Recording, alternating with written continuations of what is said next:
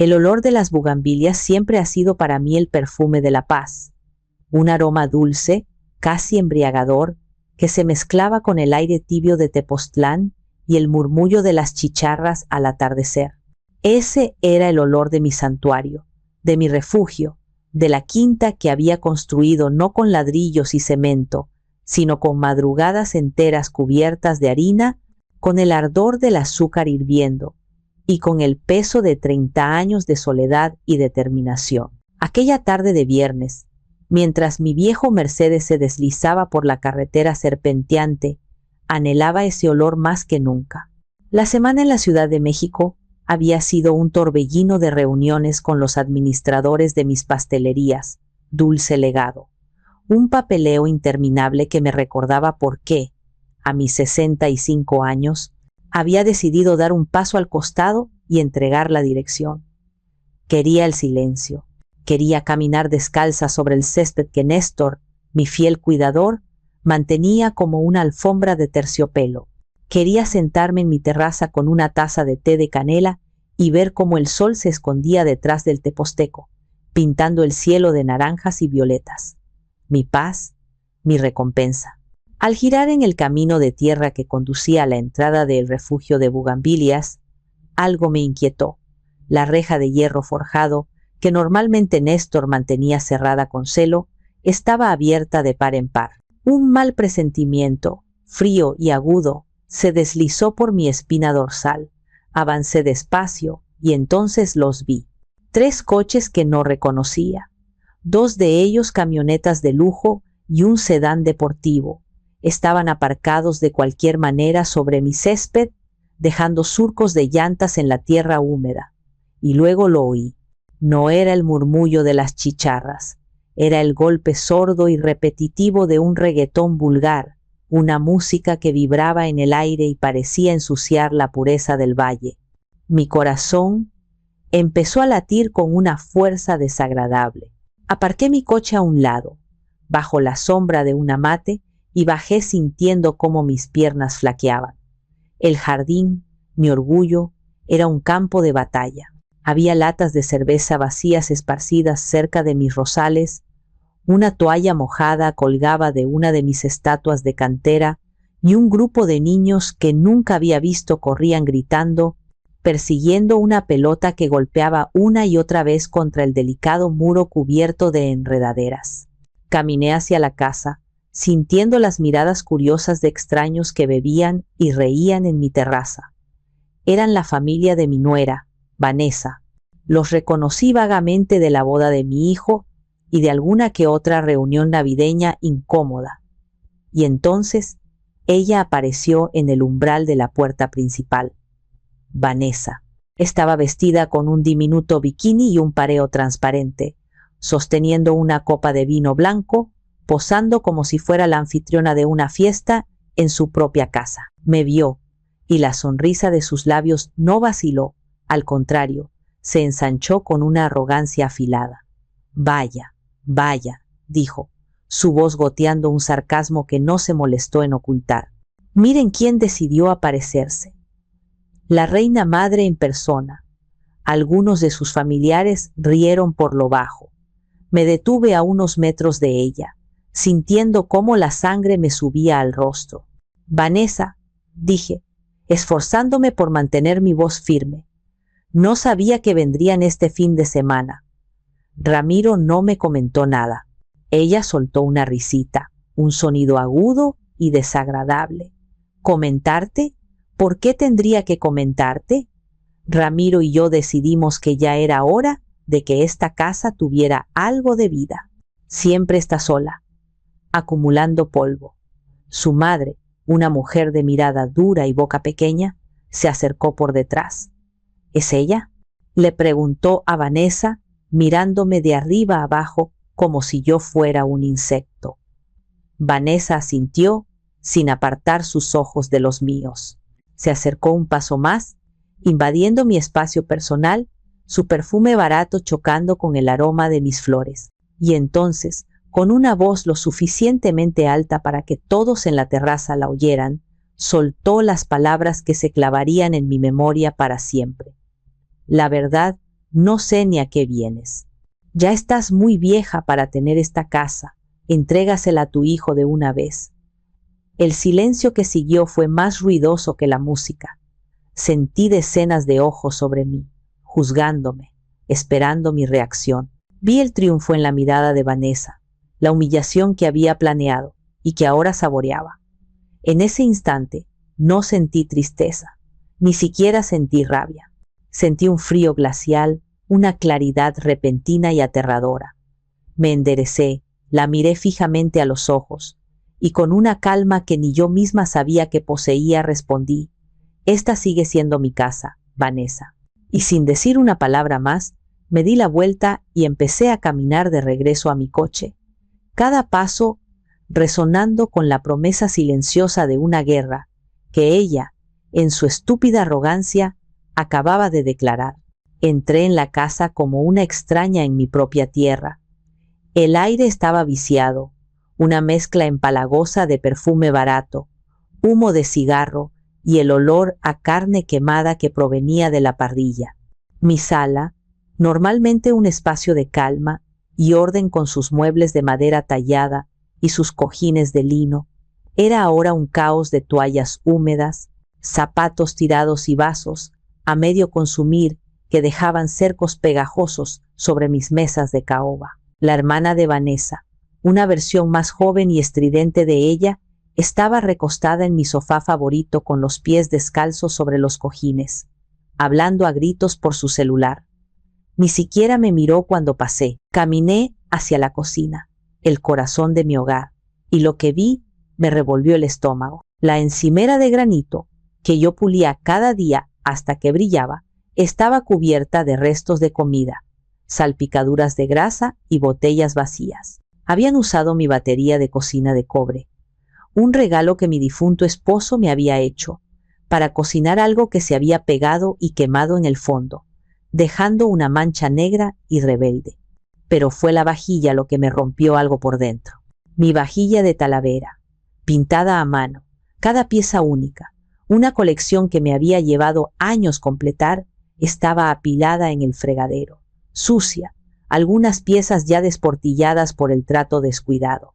Y sobre la mesa vi cómo usaban uno de los platos más grandes, el platón de servir que yo atesoraba, como un cenicero improvisado, lleno de colillas aplastadas. «¿Buscas algo, Isadora?». La voz de Vanessa sonó a mis espaldas, burlona. Me volví lentamente. «¿Qué le han hecho a mi cocina?». Ella se encogió de hombros, restándole importancia con un gesto de la mano. «Ay, por favor, no seas tan dramática, solo estamos cocinando. Para eso es una cocina, ¿no? Además, estas cosas ya están muy viejas. Necesitas renovar».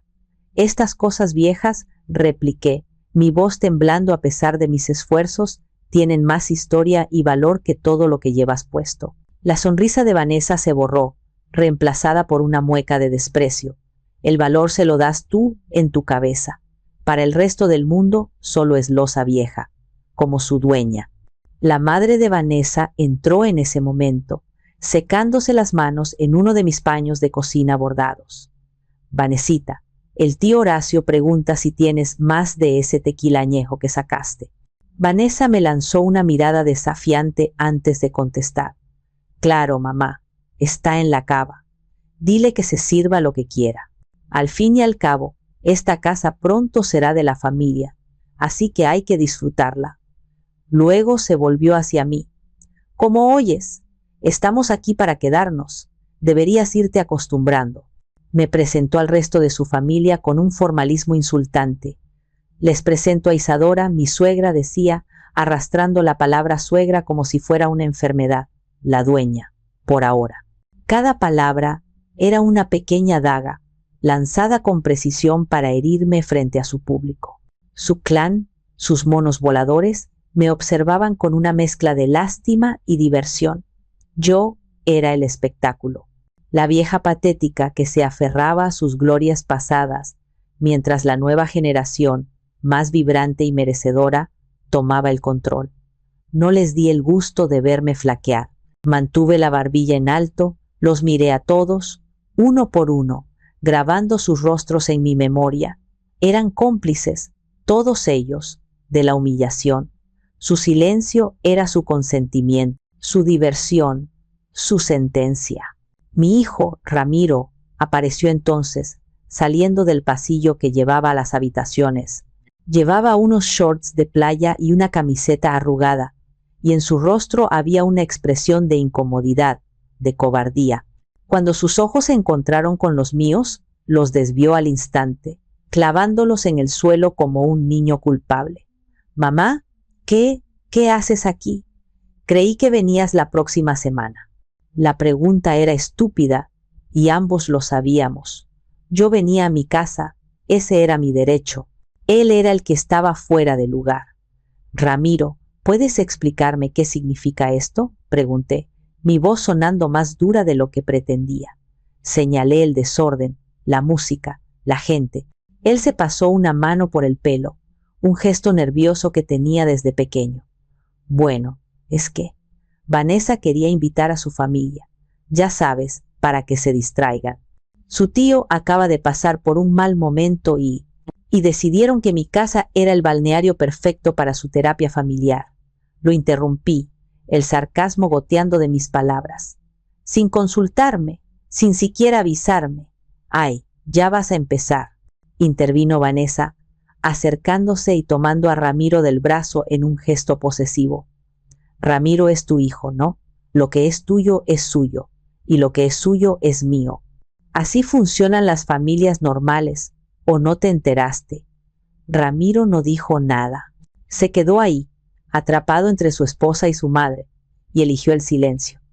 Eligió la cobardía. «Solo es por el fin de semana, mamá», murmuró finalmente, sin mirarme. «El lunes ya no habrá nadie». Pero la mirada de triunfo que Vanessa le lanzó me dijo que eso era una mentira. Esto no era un plan de fin de semana. Era el primer movimiento de una invasión. «Entiendo», dije en voz baja.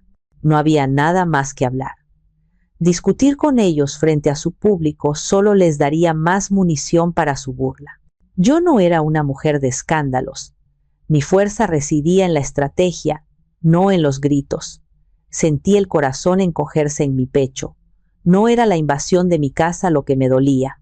Era la traición silenciosa en los ojos de mi hijo.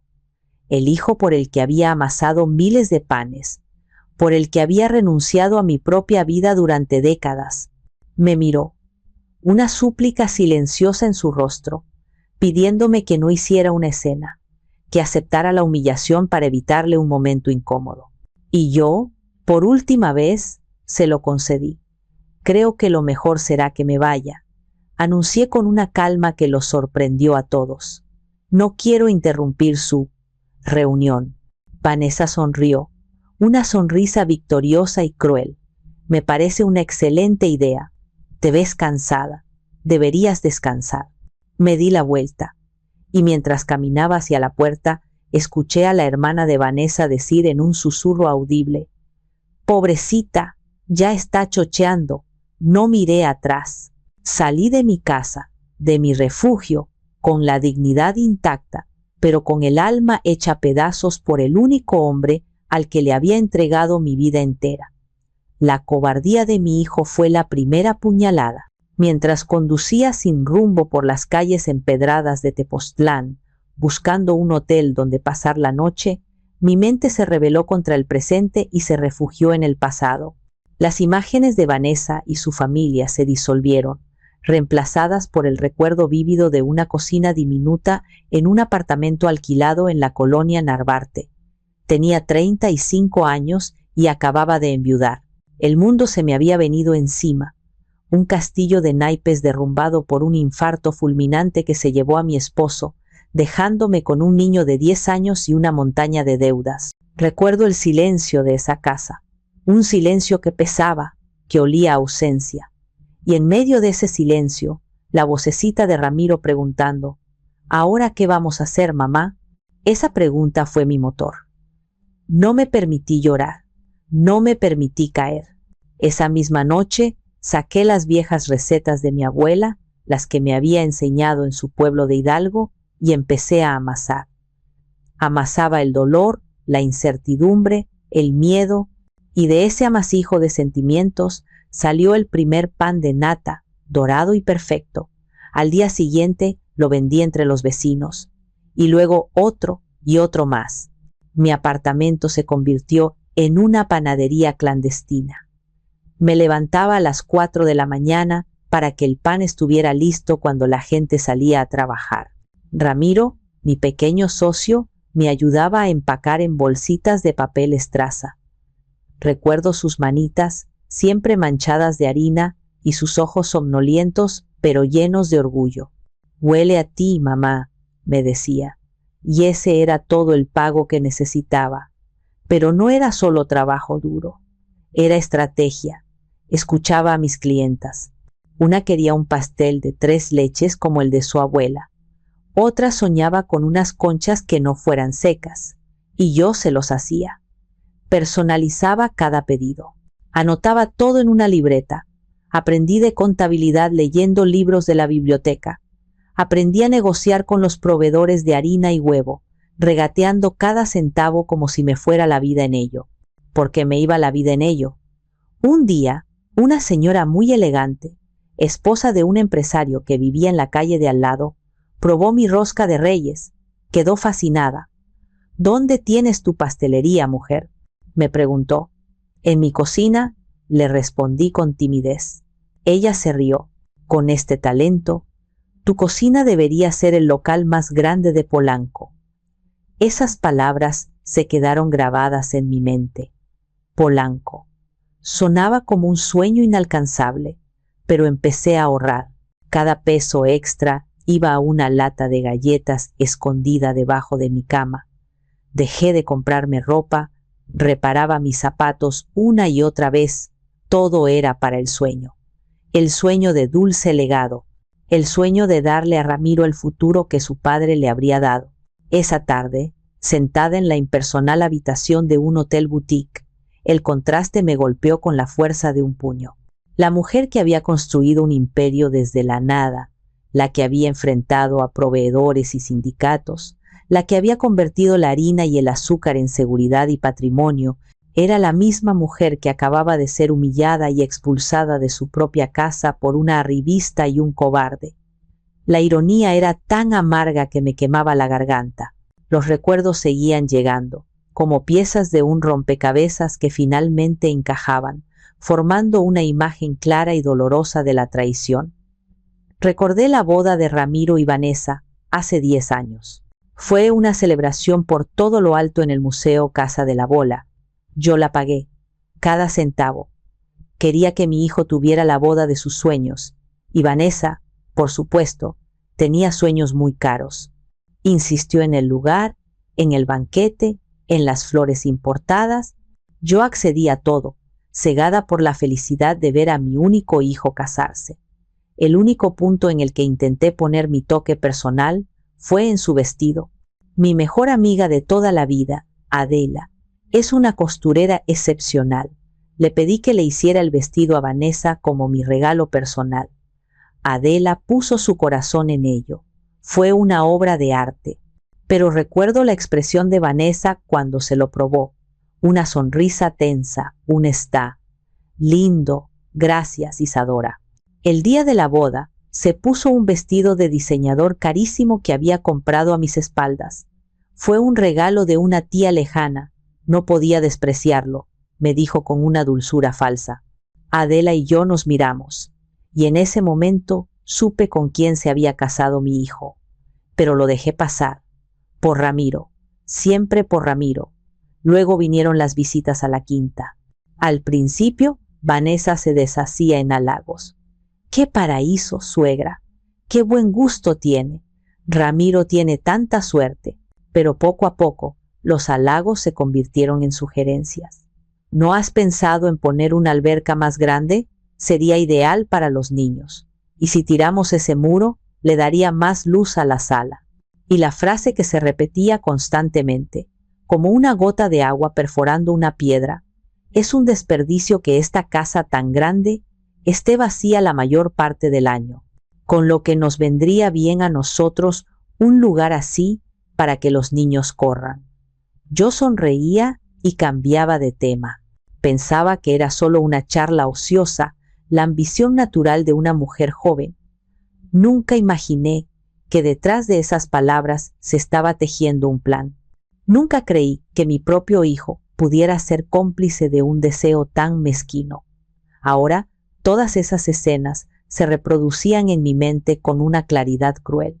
Cada sugerencia era una evaluación del terreno. Cada halago, una cortina de humo.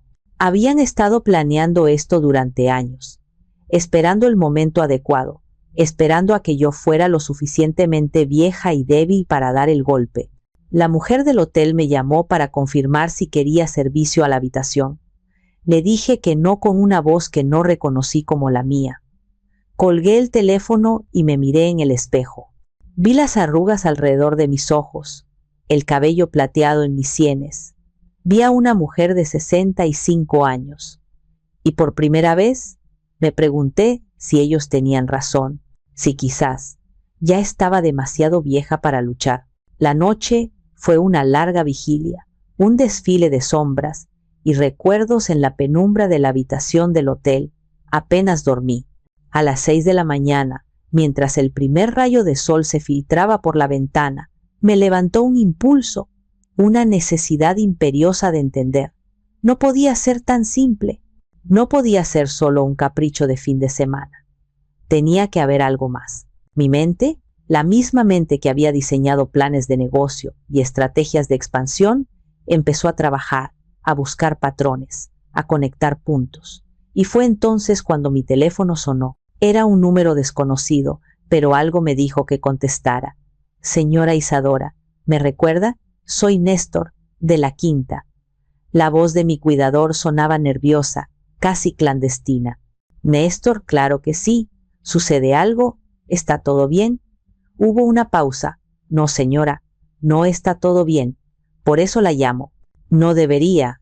La señorita Vanessa me lo prohibió, pero mi lealtad es con usted. Usted me dio trabajo cuando nadie más lo hizo. Sentí un nudo en la garganta. Gracias, Néstor. ¿Qué pasó? La semana pasada, señora, el martes, vinieron la señorita Vanessa y su esposo, pero no venían solos. Traían a dos señores muy trajeados. Uno parecía doctor, traía un maletín. El otro era un licenciado. No paraba de hablar por teléfono y tomar medidas de la casa con un aparato raro. Mi sangre se heló. ¿Un doctor y un abogado? ¿Escuchaste algo de lo que hablaban?, pregunté, tratando de mantener la voz calmada. Poco, señora. Hablaban en voz baja, pero escuché al licenciado decirle a la señorita Vanessa que con el diagnóstico correcto, el trámite de la tutela sería muy rápido. Y también oí que hablaban de un avalúo y de potenciales compradores. Tutela, avalúo, compradores. Las palabras flotaban en el aire como buitres. De repente, todo cobró un sentido monstruoso. No querían la casa para pasar los fines de semana. Querían la casa para venderla y para hacerlo necesitaban declararme incompetente, incapaz de administrar mis propios bienes. Necesitaban anularme, convertirme en una no persona legalmente. Por eso la invasión, por eso la humillación pública. Querían provocarme, hacer que montara una escena, que gritara, que pareciera una anciana histérica y senil para poder usarlo en mi contra. Querían que yo misma les diera las armas para destruirme. Néstor, dije, mi voz ahora firme como el acero. Hiciste lo correcto al llamarme. Te pido una cosa más. No digas nada. Actúa como si no hubiéramos hablado. Sigue siendo el empleado leal que ellos creen que eres. ¿Entendido? Sí, señora. Cuente con ello. Tenga mucho cuidado. Colgué el teléfono y me quedé mirando la pared. El dolor había desaparecido, reemplazado por una furia fría y calculadora. Ya no se trataba de una casa. Se trataba de mi vida, de mi identidad, de mi derecho a existir como un ser humano completo y capaz. Habían subestimado a la panadera, habían confundido mi paciencia con debilidad, y ese iba a ser su error más grande. Tomé mi teléfono de nuevo, mis dedos marcando un número que sabía de memoria. Sonó 2 veces antes de que una voz enérgica y sin rodeos contestara. ¿Qué pasó ahora, Isadora? No me llamas un sábado por la mañana a menos que el mundo se esté acabando. Era mi hermana, Genoveva, 2 años mayor que yo, viuda también, y la única persona en el mundo que me decía las verdades sin anestesia. El mundo no se está acabando, Geno, pero el mío está a punto de explotar, le dije, y por primera vez en 24 horas sentí que las lágrimas querían salir. Le conté todo, la invasión, las palabras de Vanessa, la cobardía de Ramiro, la llamada de Néstor. Ella escuchó en silencio, un silencio tenso que podía sentir a través de la línea. Cuando terminé, su primera reacción no fue de consuelo, fue de rabia pura. Te lo dije, te dije desde el día de la boda que esa mujer era una víbora trepadora, una arribista con piel de oveja. Pero tú, dale una oportunidad, Geno. Está enamorada de mi hijo, enamorada de tu cuenta bancaria, querrás decir. Dejé que se desahogara. Lo necesitaba. Necesitaba que alguien validara lo que yo me había negado a ver durante 10 años. Lo sé, Geno. Fui una tonta, admití, mi voz quebrándose. No, no fuiste una tonta. Su tono se suavizó de repente. Fuiste una madre. Y las madres a veces somos expertas en el arte de la ceguera voluntaria. Pero esa etapa se acabó. ¿Me oyes? Se acabó. Quieren declararme incompetente, Geno. Quieren quitarme todo. Lo sé, es un truco viejo como el mundo, pero no les va a funcionar, porque no eres una anciana desvalida. Eres Isadora, la mujer que les vendía pan a los ricos de la Condesa cuando no tenía ni para pagar la renta. Eres la mujer que negoció con el sindicato de harineros y les ganó. ¿Te acuerdas de eso? Sí, me acordaba. Me acordaba de todo. La fuerza que creí perdida empezó a removerse en mi interior. Escúchame con atención, hermanita, dijo Genoveva. Su voz ahora la de una generala planeando una batalla. No vas a hacer ninguna tontería. No vas a ir a gritarles. No vas a confrontarlos. Eso es exactamente lo que quieren. Vas a hacerte la tonta. Vas a hacerles creer que te tienen donde quieren. Vas a ser la viejita frágil y confundida que ellos creen que eres. Una leona no ruge antes de cazar. Primero observa, acecha y después, cuando la presa está confiada, da el zarpazo. Sus palabras eran un bálsamo y un látigo. Me dieron la claridad y la estrategia que necesitaba. Tienes razón, dije, secándome una lágrima furtiva. Voy a necesitar pruebas, Geno. Pruebas contundentes. Entonces consíguelas, respondió sin dudar. Usa esa mente tuya que sabe calcular costos y beneficios mejor que nadie. Esto es solo otro negocio, Isadora, y en este te juegas la empresa más importante de todas, tu propia vida. Ahora cuelga, arréglate esa cara y ve a desayunar como la reina que eres. La guerra ha comenzado. Colgué el teléfono sintiéndome otra mujer. La Isadora vulnerable y herida se había quedado en la noche anterior. La que se levantaba esa mañana era la estratega, la fundadora de Dulce Legado, la leona, y estaba lista para cazar. El plan se formó en mi mente durante el desayuno, entre sorbos de café y trozos de papaya. Era un plan arriesgado, que requería una actuación digna de un Oscar, pero era mi única opción. Tenía que volver a la quinta. Tenía que conseguir esos papeles. Me vestí con cuidado, eligiendo un conjunto de lino beige, un poco arrugado, y un rebozo de color neutro. No me maquillé. Me despeiné un poco el cabello para dar una impresión de fragilidad y descuido. Conduje de regreso, el corazón latiéndome con fuerza, no de miedo, sino de una extraña y peligrosa adrenalina. Al llegar, la fiesta seguía en pleno apogeo. La música, si era posible, estaba aún más fuerte. Me recibieron con miradas de sorpresa y una pizca de fastidio. Vanessa fue la primera en abordarme, bloqueando mi paso en la entrada. ¿Otra vez tú? ¿Qué no te quedó claro ayer? Puse mi mejor cara de confusión. Vanessa, querida, lo siento. Es que, con todo el ajetreo de ayer, olvidé mis pastillas para la presión y también unos papeles muy importantes de la pastelería que tengo que revisar. Me toqué la sien, como si me doliera la cabeza. A veces se me olvidan las cosas. La edad, ya sabes. Observé su rostro. Su expresión de fastidio se transformó sutilmente. Vi un destello en sus ojos, un brillo de suficiencia, de triunfo. Estaba cayendo en la trampa. Se creyó mi actuación. Ay, suegra, dijo, su tono cambiando a una dulzura empalagosa y condescendiente. Claro que sí, ¿cómo no? Pasa, pasa, no te preocupes. ¿Necesitas que te ayude a buscarlas? No, no, gracias, hija, respondí, aparentando debilidad. Yo sé dónde están, en mi despacho. No tardo nada. Ramiro se acercó, su rostro una máscara de preocupación fingida. ¿Estás bien, mamá? Te ves pálida. Estoy bien, hijo, solo un poco cansada. Le di una palmadita en el brazo, un gesto maternal que era pura estrategia. Ustedes sigan en lo suyo. Yo solo entro y salgo. Intercambiaron una mirada. La misma mirada cómplice del día anterior, pero ahora cargada de un nuevo significado. Creían que mi visita confirmaba sus sospechas. Creían que la vieja realmente estaba perdiendo la cabeza. Era perfecto. Claro, mamá. Tómate tu tiempo, dijo Ramiro. Me dejaron pasar.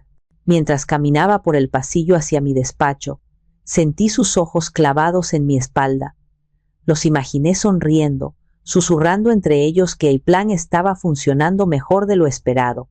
Abrí la puerta de mi oficina, el único lugar de la casa que parecía mantener su santidad, y la cerré suavemente detrás de mí. El silencio del cuarto fue un alivio.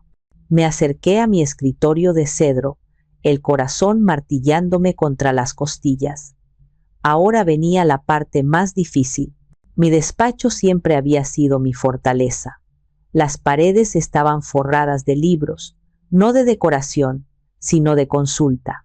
Libros de repostería, de administración, de historia de la gastronomía mexicana. Detrás de mi escritorio, un gran cuadro al óleo de un campo de lavanda, el único lujo decorativo que me había permitido. Pero mi verdadero tesoro, mi centro de operaciones, estaba oculto. Detrás del cuadro de lavanda, disimulada en la pared, había una pequeña caja fuerte. Nadie, ni siquiera Ramiro, sabía de su existencia. Con manos temblorosas, descolgué el pesado cuadro y lo apoyé con cuidado en el suelo. Marqué la combinación, una serie de fechas importantes que solo yo conocía. La puerta de acero se dio con un chasquido casi inaudible. Dentro estaban mis documentos más importantes. Las escrituras originales de todas mis propiedades, mis pólizas de seguro, mi testamento, y justo encima de todo, un sobremanila que no era mío. El corazón me dio un vuelco. Lo saqué con la punta de los dedos. No tenía remitente. Lo abrí. Lo primero que vi fue un documento con el membrete de una clínica desconocida. Clínica del Bienestar Integral. Era un informe médico. Mi nombre estaba en la parte superior. Leí en diagonal, mis ojos buscando las palabras clave. Paciente presenta claros signos de deterioro cognitivo, pérdida de memoria a corto plazo. Se recomienda evaluación para determinar grado de demencia senil. Estaba firmado por un tal doctor Fausto Cárdenas, un médico que no había visto en mi vida. La siguiente hoja era un borrador de una petición legal, una solicitud al juzgado de lo familiar para que se me nombrara un tutor. El tutor propuesto, Ramiro. El motivo, incapacidad mental para administrar sus bienes. Y la última hoja me dejó sin aliento. Era un contrato de corretaje con una inmobiliaria de lujo. Un contrato para poner en venta el refugio de Bugambilias. El precio de salida, 12 millones de pesos. 12 millones. El fruto de toda mi vida, reducido a una cifra en un papel fraudulento. Me quedé de pie, en el silencio de mi oficina, sosteniendo la anatomía completa de su traición, el diagnóstico falso, la petición de tutela, el contrato de venta. No era un impulso, no era un error, era un plan metódico, cruel y calculado. Saqué mi teléfono. Con un pulso sorprendentemente firme, coloqué cada documento sobre el escritorio y le tomé una fotografía clara y nítida. Una por una. La petición, el informe del doctor fantasma, el contrato con la inmobiliaria. Cada foto era una bala, cada imagen un clavo en su ataúd. Guardé los papeles de nuevo en el sobre y lo dejé exactamente donde lo había encontrado. Coloqué mis documentos encima. Cerré la caja fuerte. Volví a colgar el cuadro, asegurándome de que estuviera perfectamente derecho. Nadie sabría que había estado allí. Después de colgar el cuadro, el torrente de adrenalina que me había mantenido en pie se desvaneció de golpe, dejándome hueca y temblorosa. Me recargué en el escritorio, mis rodillas cediendo, y me deslicé hasta sentarme en el suelo. El frío de la loseta de barro subió por mi cuerpo, pero no era nada comparado con el hielo que se extendía por mi pecho. Allí, en el silencio de mi despacho, rodeada de los libros que habían sido mis maestros y de los recuerdos de una vida de esfuerzo, me permití derrumbarme. No fue un llanto ruidoso, fue un sollozo silencioso y ahogado, el tipo de llanto que duele en el alma. Las lágrimas no eran por la casa. Una casa se puede reemplazar. Las lágrimas no eran por el dinero. El dinero, para mí, siempre había sido una herramienta, no un fin. Lloraba por mi hijo. Lloraba por el niño de 10 años, al que le había prometido un futuro mejor, y que ahora se había convertido en un hombre dispuesto a robarme el mío. Lloraba por la pérdida, no de un bien material, sino de la única persona que creí que me amaría incondicionalmente. Cada palabra del informe médico falso era una puñalada. Deterioro cognitivo. Ellos no veían a la mujer que aún podía recitar de memoria las recetas más complejas, la que llevaba sus propias finanzas con una precisión milimétrica. Veían lo que querían ver, una vieja estorbosa. En ese momento, en el suelo de mi oficina, sentí que una parte de mí moría. El amor incondicional de madre, esa fuerza que me había impulsado a perdonar sus errores, a justificar sus debilidades, se secó, se convirtió en cenizas, y de esas cenizas, algo nuevo y duro empezó a nacer. Era una resolución fría, una claridad forjada en el fuego del dolor más profundo. Me sequé las lágrimas con el dorso de la mano. Me levanté, mis piernas, aún inestables. Me miré en el pequeño espejo que colgaba junto a la puerta. Mi rostro estaba pálido, mis ojos hinchados. Pero en mi mirada había algo que no estaba antes, una determinación de acero. Ya no se trataba de recuperar una casa. Se trataba de recuperar mi nombre, mi dignidad, mi vida. El funeral por mi hijo había terminado. Ahora era el momento de planear la guerra. Salí del despacho, asegurándome de llevar en la mano un frasco de aspirinas y un par de carpetas viejas para mantener mi coartada. Encontré a Vanessa en la sala, revisando su teléfono con una sonrisa de suficiencia. ¿Todo bien, suegra?, preguntó sin levantar la vista. Sí, gracias, hija. Ya encontré lo que buscaba, respondí, mi voz sonando convincentemente frágil. Me siento un poco mareada. Creo que lo mejor será que me vaya a descansar. Claro que sí. Con cuidado, no te vayas a caer, dijo. Su falsa preocupación tan transparente que era casi cómica. Me despedí de Ramiro con un gesto de la mano. Él asintió, visiblemente aliviado de que me fuera sin causar más problemas. Nadie sospechó nada. Salí de la quinta y, una vez en mi coche lejos de sus miradas, respiré hondo. No conduje de regreso al hotel. Conduje directamente a la Ciudad de México. Durante las 2 horas de trayecto, no puse música. Solo escuché el motor del coche y el zumbido de mis pensamientos. Usé ese tiempo para organizar mi estrategia. Lo primero era un abogado. No cualquier abogado. Necesitaba al mejor, alguien implacable. Recordé a un viejo amigo y cliente, Julián de la Torre, un empresario astuto y con muchos contactos. Me detuve en una gasolinera y lo llamé. Julián, soy Isadora. Necesito un favor, el más grande que te he pedido. Le expliqué la situación a grandes rasgos. Él escuchó en silencio. Isadora, qué hijos de puta, dijo con su franqueza habitual. Tengo al hombre que necesitas. Se llama Leopoldo Macías. Le dicen el tiburón. Es caro, es un cabrón, pero nunca pierde un caso de fraude familiar.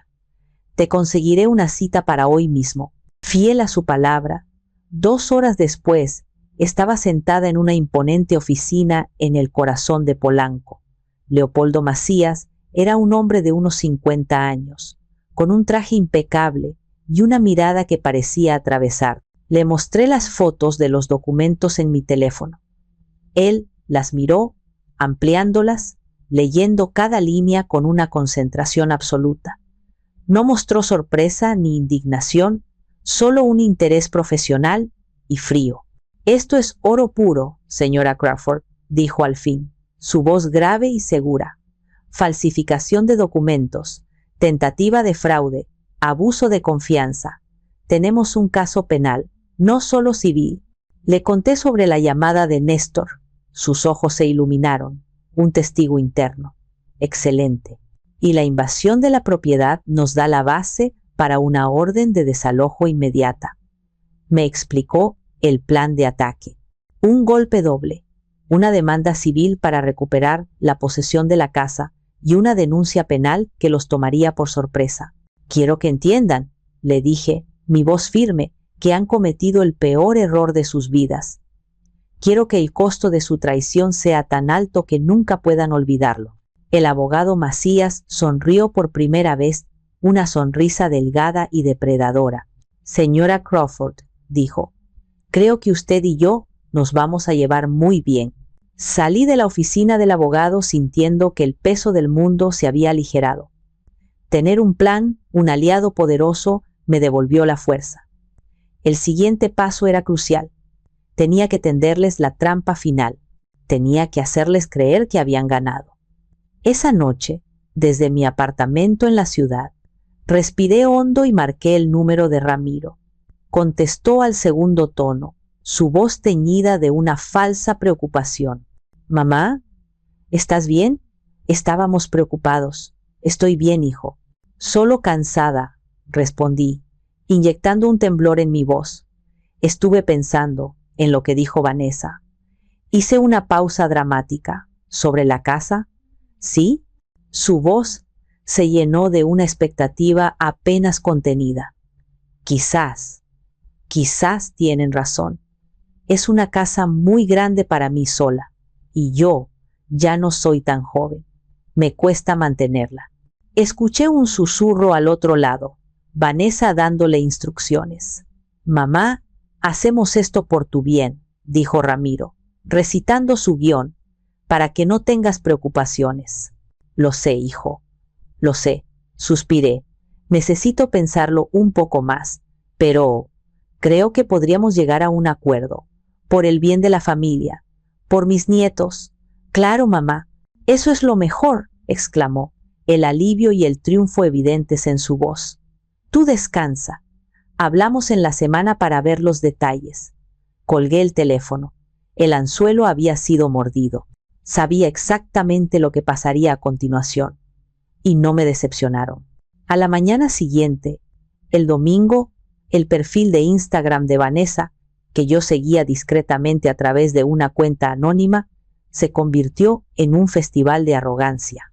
Publicó una foto de ella, con mis nietos, en la terraza de la quinta. El pie de foto decía, «Creando recuerdos en nuestro nuevo hogar. El futuro es brillante. Family First, Tepoztlán Life». Luego una historia, un video corto de la alberca con la canción Vivir mi vida de Marc Anthony de fondo y el texto, «Próximamente, grandes cambios. Se vienen cositas».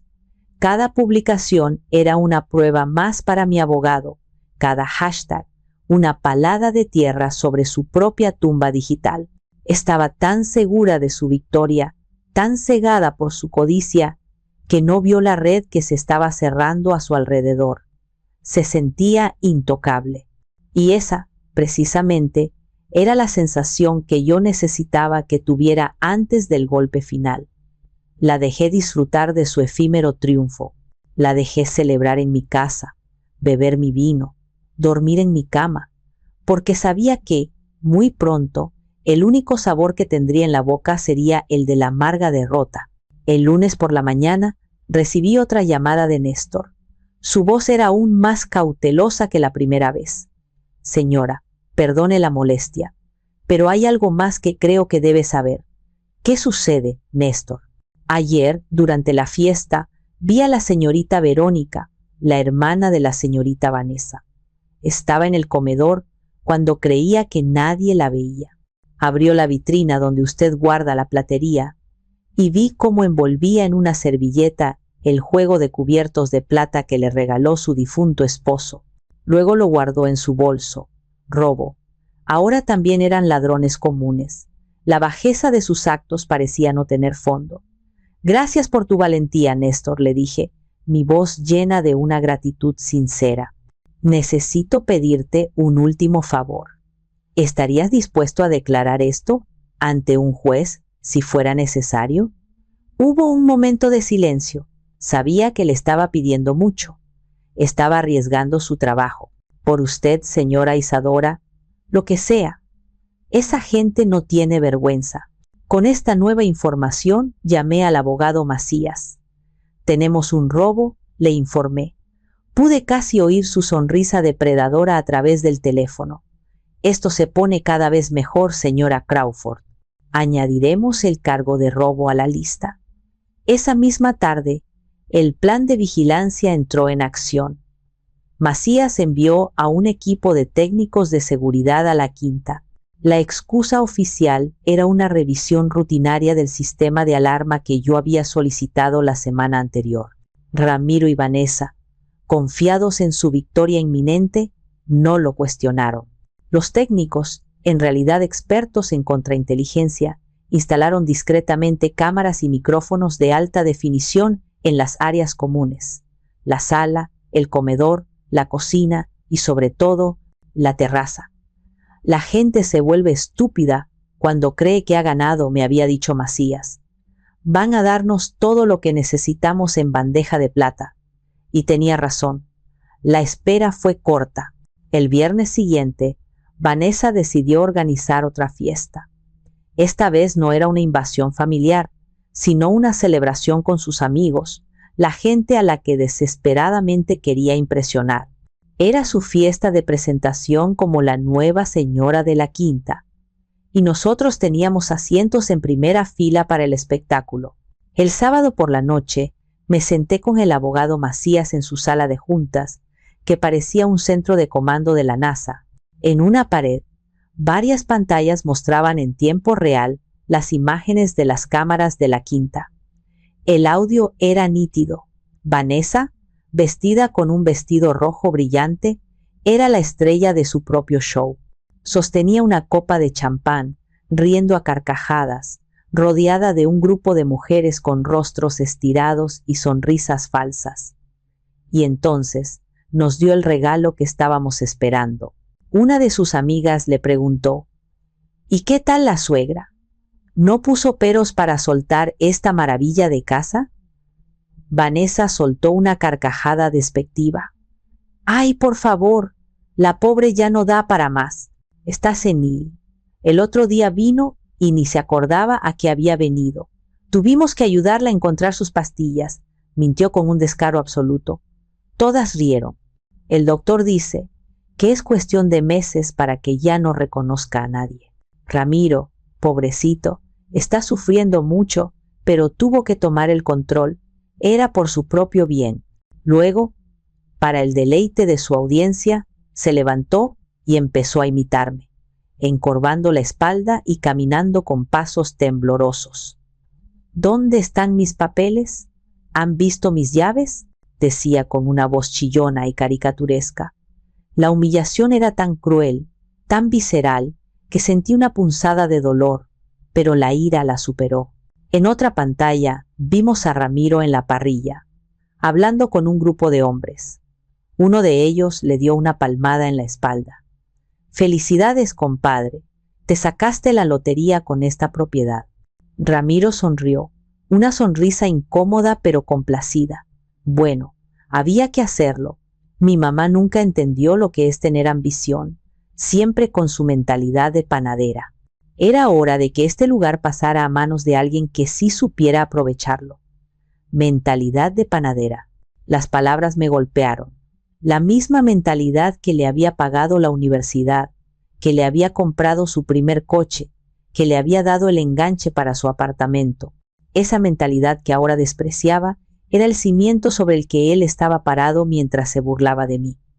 Macías me miró. ¿Tenemos suficiente, señora Crawford? ¿O quiere disfrutar un poco más del espectáculo? Es más que suficiente, licenciado, respondí, mi voz helada. Apague las pantallas. Es hora de bajar el telón. El abogado tomó su teléfono. Equipo, prepárense. Salimos en 10 minutos. La fiesta se acabó. La calma antes del ataque es un tipo de silencio especial. Un silencio preñado de tensión, de violencia contenida. Eso es lo que sentí durante los 40 minutos que tardamos en llegar desde la Ciudad de México a Tepoztlán. Viajaba en mi propio coche, siguiendo al sedán negro del abogado Macías. No hablamos. No había nada que decir. Todo estaba planeado. Me concentré en mi respiración, en mantener a raya el torbellino de emociones que amenazaba con desbordarme. No era el momento para el dolor, ni para la rabia. Era el momento para la precisión, para la ejecución impecable de un plan que llevaba el peso de mi vida entera. Al llegar a la entrada de la quinta, nos detuvimos. Un tercer coche, discreto, se unió a nuestra pequeña caravana. En él viajaban un notario público y 2 agentes de la policía judicial vestidos de civil. Macías bajó la ventanilla. «Señora Crawford, ¿está lista?» Asentí, mi rostro una máscara de serenidad. «Nací lista, licenciado». Él sonrió. «Perfecto. Espere mi señal. Entre 5 minutos después de nosotros, su entrada debe ser el acto final». Vi cómo su coche y el de los agentes avanzaban por el camino de tierra. Conté los segundos. Imaginé la escena. La música, las risas, la arrogancia de Vanessa en su punto más alto, y luego la interrupción, el silencio repentino, la confusión. Pasados los 5 minutos, puse mi coche en marcha. Avancé despacio, saboreando el momento. Cuando llegué a la casa, el panorama era surrealista. La música se había detenido. Un centenar de invitados estaban de pie, congelados en sus lugares, sus rostros una mezcla de desconcierto y alarma. En el centro de la terraza, como un director de orquesta controlando el caos, estaba el abogado Macías. Vanessa y Ramiro estaban frente a él, pálidos y desencajados. Fue entonces cuando yo bajé de mi coche. Llevaba puesto un traje de lino blanco, hecho a medida, y unos lentes de sol oscuros que ocultaban mi mirada. Caminé a través de la multitud, que se apartaba a mi paso como las aguas del Mar Rojo. Cada paso era deliberado, lleno de una autoridad que no sabían que yo poseía. Me detuve junto a mi abogado, me quité los lentes y miré a mi hijo y a mi nuera. «Buenas noches», dije, mi voz resonando en el silencio absoluto. Lamento interrumpir la fiesta. El abogado Macías esperó a que el impacto de mi llegada se asentara entre los invitados antes de continuar. Tomó una carpeta que le entregó su asistente y carraspeó, captando la atención de todos. «Mi nombre es Leopoldo Macías y soy el representante legal de la señora Isadora Crawford, la única y legítima propietaria de este inmueble», anunció, su voz de barítono proyectándose con una autoridad incuestionable. «Nos encontramos aquí esta noche para ejecutar una orden judicial». Vanessa fue la primera en reaccionar. «Esto es ridículo. Usted no puede entrar así a mi casa», chilló, su voz perdiendo todo su glamour. Macías levantó una ceja. «¿Su casa? ¿Dice usted? Curioso, porque aquí tengo la escritura pública que dice lo contrario. Mostró el documento, su sello oficial brillando bajo las luces de la terraza. Esta es una orden de desalojo inmediato por el delito de despojo.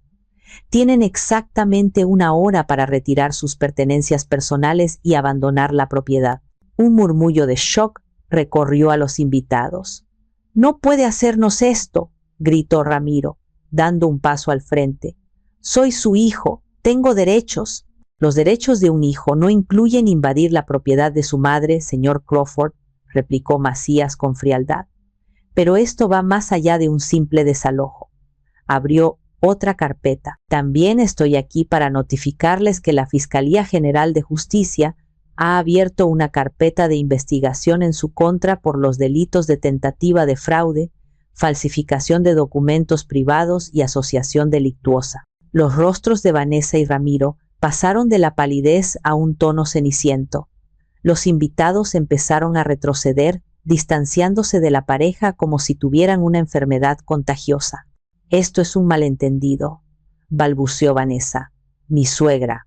Ella no está bien de sus facultades». «Ah, sí. La supuesta demencia senil», dijo Macías, su voz cargada de ironía. «Justamente tenemos algo sobre eso». Se giró hacia mí. «Señora Crawford, si es tan amable. Este era mi momento, el momento que había ensayado en mi mente una y otra vez». Avancé un paso. «Durante años he guardado silencio», comencé, mi voz clara y firme, dirigida no solo a ellos, sino a toda su audiencia.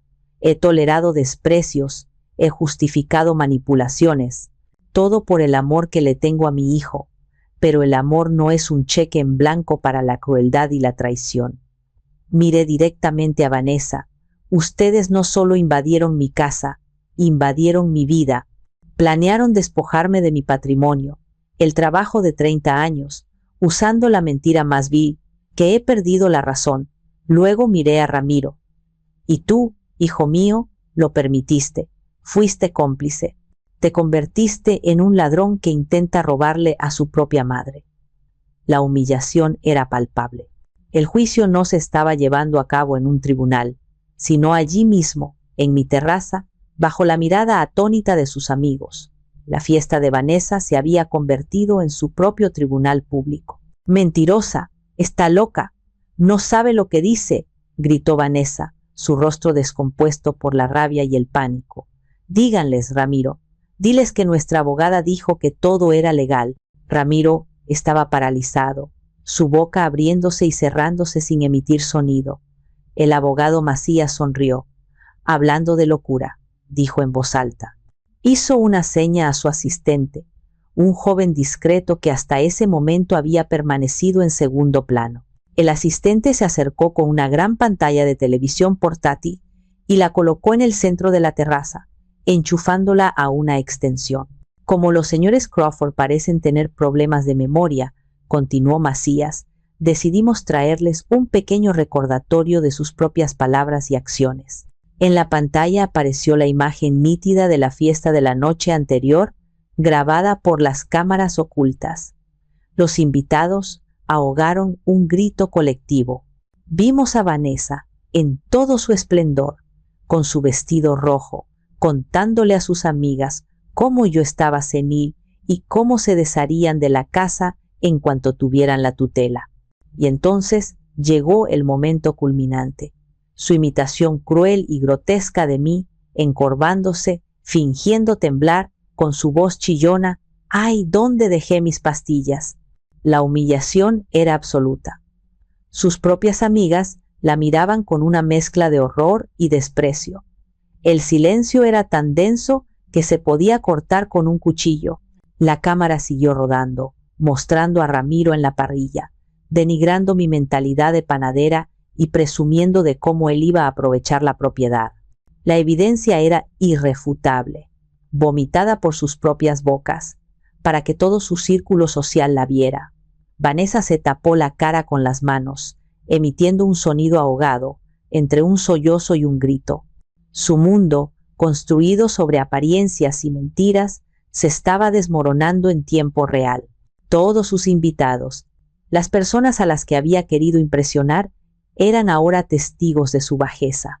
La justicia, a veces, no necesita un mazo y una toga. A veces, solo necesita una pantalla y la verdad sin adornos. La imagen en la pantalla se congeló en el rostro burlón de Vanessa. El efecto fue devastador. La máscara de sofisticación y poder se había hecho añicos, revelando la mezquindad que había debajo. Los invitados, uno a uno, empezaron a moverse, no hacia Vanessa para consolarla, sino hacia la salida, en un éxodo silencioso y avergonzado. Querían escapar de la escena, borrar su asociación con la pareja caída en desgracia. En medio del caos silencioso, Ramiro finalmente se rompió. La presión, la humillación pública, la evidencia innegable de su traición, todo fue demasiado para su frágil ego. Cayó de rodillas frente a mí, el sonido de sus rodillas golpeando la loseta resonando en la terraza. «Mamá, perdóname», sollozó, su rostro bañado en lágrimas de autocompasión. Fue ella, fue Vanessa. Ella me metió estas ideas en la cabeza. Me manipuló. Yo te amo, mamá, te lo juro. Levantó la vista hacia mí, sus ojos suplicantes. Pero el hombre arrodillado frente a mí ya no era mi hijo. Era un extraño, un cobarde, que al verse acorralado, no dudaba en sacrificar a su esposa para salvarse a sí mismo. Su confesión no era un acto de arrepentimiento, sino el último y más patético acto de traición. Vanessa, al oírlo, levantó la cabeza. La incredulidad en su rostro fue reemplazada por un odio puro. «Eres un cobarde», le siseó. «Estabas de acuerdo con todo. Tú fuiste el que dijo que ya estabas harto de vivir a su sombra». La implosión de su alianza fue grotesca y fascinante.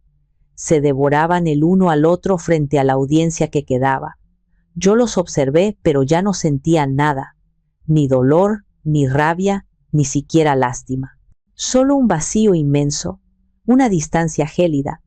El amor que una vez sentí por mi hijo se había extinguido por completo, dejando solo el recuerdo de lo que fue.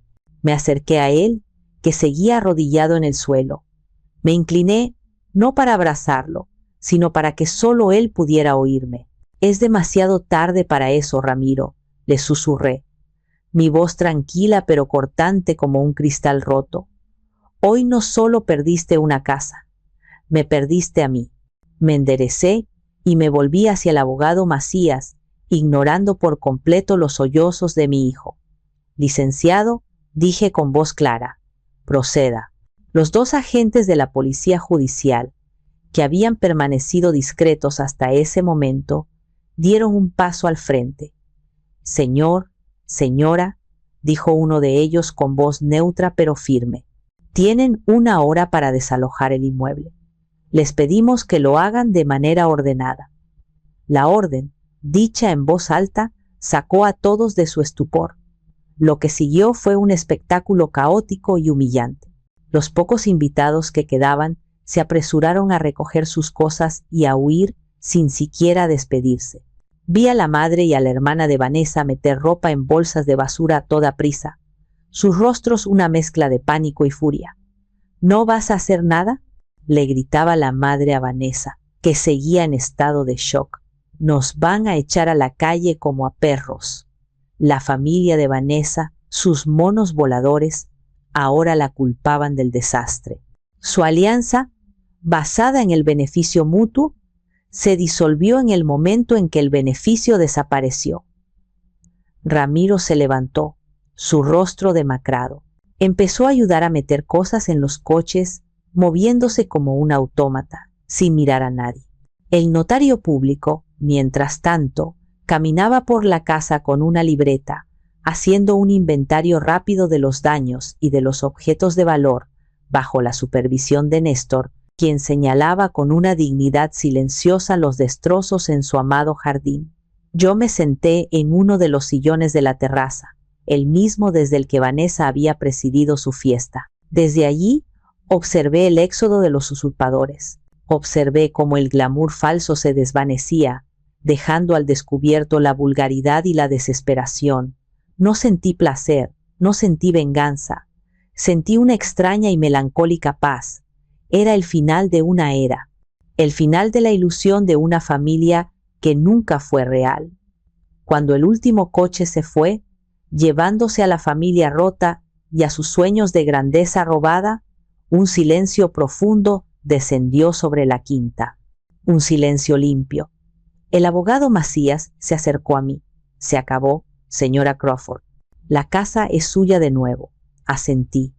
Me levanté y caminé hasta el borde de la terraza. El aire olía de nuevo a bugambilias y a tierra mojada.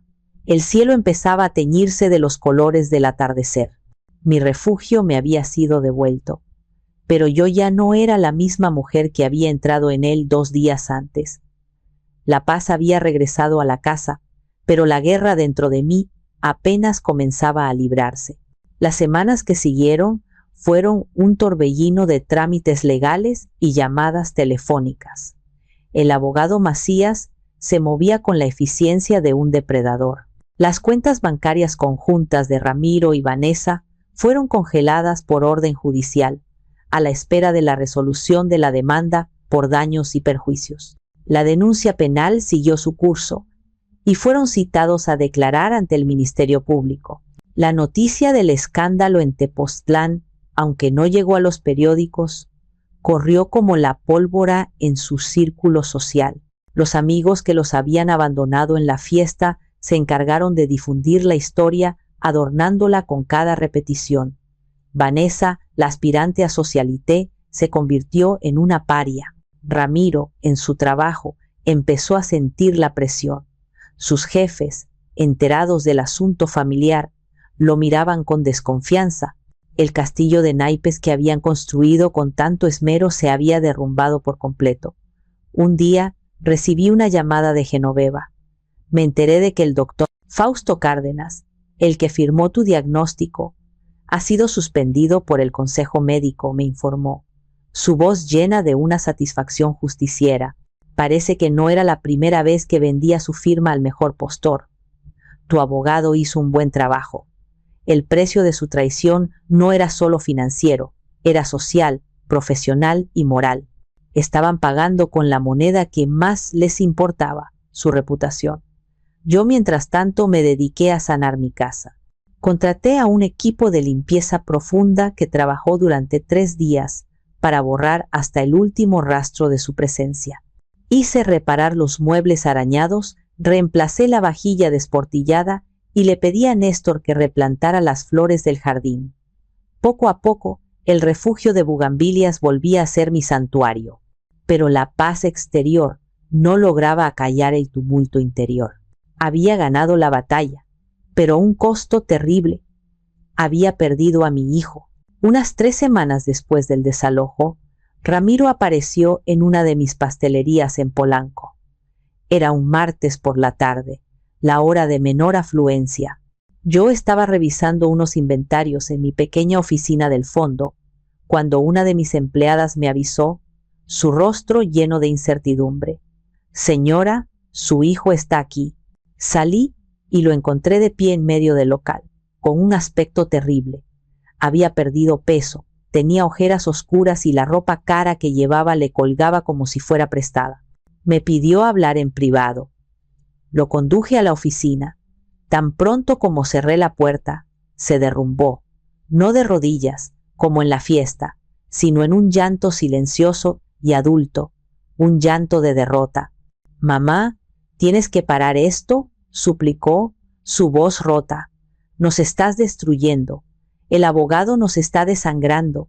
Vanessa no para de llorar. Los niños preguntan por ti. Voy a perder mi trabajo. Lo escuché en silencio, sin interrumpirlo. Dejé que vaciara toda su miseria sobre mi escritorio. Cuando terminó, me quedé mirándolo. ¿Y qué esperabas, Ramiro?, le pregunté con una calma que lo desarmó.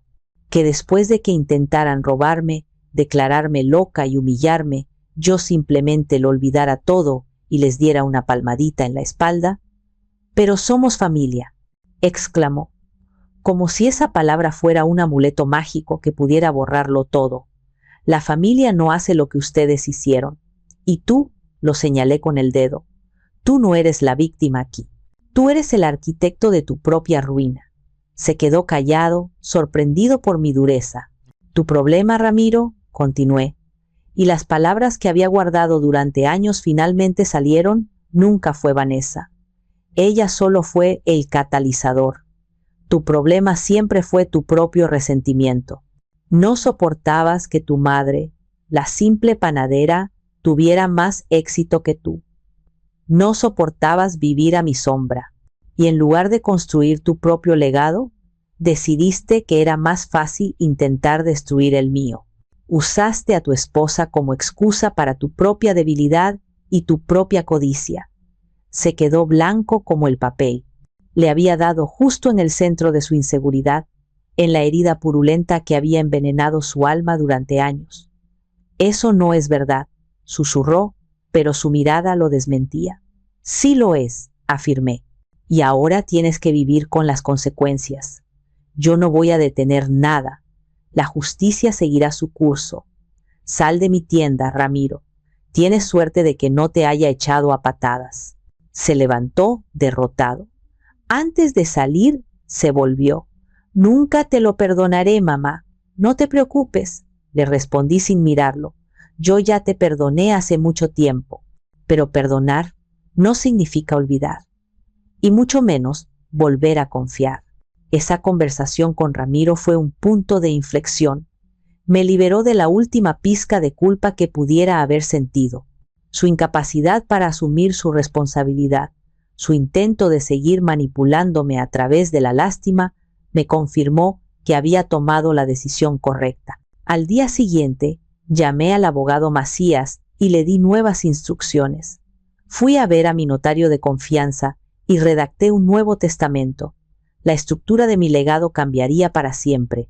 Unas semanas después, cité a Ramiro en la oficina del abogado. Vanessa vino con él. Era la primera vez que la veía desde la fiesta. Parecía envejecida, su arrogancia reemplazada por una ansiedad palpable. Entraron en la sala de juntas y se sentaron frente a mí y Macías como dos acusados frente a un tribunal. Los he llamado, comencé, sin rodeos, para informarles de mis decisiones finales. No están aquí para negociar, están aquí para escuchar. Macías les entregó una carpeta a cada uno. En primer lugar, continué, he decidido retirar los cargos penales más graves, con una condición, que ambos se declaren culpables de los cargos menores, paguen una multa de restitución por los daños y el robo y cumplan con horas de servicio comunitario. Esto les dejará con antecedentes penales, pero evitará que vayan a la cárcel. Es lo único que haré por consideración a mis nietos. Se miraron, una mezcla de alivio y humillación en sus rostros. En segundo lugar, proseguí, las pastelerías Dulce Legado. He creado un fideicomiso. El negocio seguirá funcionando y todas las ganancias se destinarán a un fondo para la educación de mis nietos. El fondo será administrado por un banco y ellos no podrán tocar un solo peso hasta que cumplan 25 años. Tú, Ramiro, quedas fuera de la empresa y del consejo de administración de forma inmediata. Ramiro abrió la boca para protestar, pero la mirada de Macías lo silenció. Y en tercer lugar, dije, llegando al golpe de gracia, la quinta. El refugio de Bugambilias será puesta en venta la próxima semana. Vanessa ahogó un grito. ¿Y el dinero?, preguntó Ramiro, su voz apenas un susurro. ¿Te lo vas a quedar tú? Sonreí, una sonrisa triste y liberadora. No, Ramiro. El dinero de la venta, íntegro, será utilizado para crear la Fundación Madres Valientes. Una fundación que dará capital semilla y asesoría a madres solteras que quieran empezar su propio negocio. Como yo, hace 30 años. El silencio en la sala fue absoluto. Vi la comprensión en sus ojos. No solo les estaba quitando el premio que tanto anhelaban, estaba usando el símbolo de su codicia para crear algo bueno, algo que representaba todo lo que ellos no eran. Trabajo, sacrificio, generosidad. La casa que construí para proteger a mi hijo, concluí mirándolo fijamente, ahora protegerá a los hijos de mujeres que sí lo merecen. Esa fue la última vez que los vi. Salieron de la oficina sin decir una palabra. Derrotados, aniquilados no por mi odio, sino por mi indiferencia. Pasaron los meses. La vida, como siempre, siguió su curso. La quinta se vendió rápidamente a una familia joven que se enamoró de las bugambilias. Ver cómo se llevaban mis muebles, cómo empacaban mis recuerdos, dolió, pero fue un dolor necesario, como el de una cirugía que extirpa un tumor. Ramiro y Vanessa cumplieron su sentencia. Supe por Genoveva que pagaron la multa vendiendo uno de sus coches y que el matrimonio se sostenía por un hilo. Se mudaron a un apartamento más pequeño. La vida de lujos y apariencias se había terminado. Un día, en el buzón, encontré una carta. El remitente era Ramiro. Reconocí su caligrafía desordenada al instante. Sostuve el sobre en mis manos durante un largo rato. Una parte de mí, un eco lejano de la madre que fui, sintió la tentación de abrirlo. Quizás era una disculpa sincera. Quizás era un intento de reconciliación. Pero entonces recordé su rostro en la fiesta, suplicando perdón mientras culpaba a su esposa. Recordé su resentimiento en mi pastelería. Comprendí que cualquier palabra en esa carta estaría envenenada por el interés, por el deseo de recuperar lo que había perdido, no por un arrepentimiento genuino. Caminé hacia la cocina, encendí uno de los quemadores de la estufa y observé cómo el sobre era consumido por las llamas azules, convirtiéndose en una ceniza gris y frágil. No sentí nada, ni rabia, ni tristeza. Solo la certeza de haber cerrado la última puerta. La justicia silenciosa había triunfado. Ellos vivían con las consecuencias de sus decisiones, y yo, por primera vez en mucho tiempo, empezaba a vivir para mí. Hoy, un año después de aquel fin de semana que cambió mi vida, estoy de pie en un terreno nuevo. No es tan grande como el de Tepoztlán. Es un espacio más íntimo, junto a un lago tranquilo en Valle de Bravo. A mi lado, un joven arquitecto me muestra los planos de mi nueva casa. Será pequeña, de madera y cristal, diseñada para una sola persona. Un refugio, esta vez, construido no sobre el sacrificio por otros, sino sobre la celebración de mi propia existencia. La Fundación Madres Valientes ya ha ayudado a sus primeras 5 emprendedoras. Una de ellas hace salsas artesanales, otra diseña joyería de plata. Ver sus rostros, llenos de la misma esperanza y el mismo miedo que yo sentí hace 30 años, me da una paz que ninguna propiedad podría haberme dado. He perdido a mi hijo. Esa es una verdad ineludible, una herida que probablemente nunca cicatrice del todo. Pero en el proceso me he encontrado a mí misma. He redescubierto a la mujer fuerte, a la estratega, a la leona que siempre vivió dentro de mí, pero que había sido adormecida por el amor maternal. Mucha gente, al oír mi historia, opina. Algunos dicen que fui demasiado dura, que una madre debe perdonarlo todo. Otros me aplauden. Dicen que les di su merecido. Yo ya no busco la aprobación de nadie. Mis decisiones son mías, y vivo en paz con ellas. Pero a veces, en las noches silenciosas, cuando miro las estrellas reflejadas en el lago, la pregunta vuelve a mí. Dicen que los lazos de sangre son sagrados. Pero, ¿la traición más cruel merece perdón solo por llevar el mismo apellido? ¿Hice lo correcto al elegir mi dignidad por encima de ese lazo? No lo sé, y quizás nunca lo sepa con certeza. Gracias por acompañarme en esta historia. Me gustaría mucho saber qué piensan ustedes. ¿Fui demasiado lejos? ¿O hice lo que cualquiera en mi lugar habría hecho? Dejen sus comentarios, y si les ha gustado, no olviden suscribirse al canal para más historias como esta. Nos vemos en la próxima.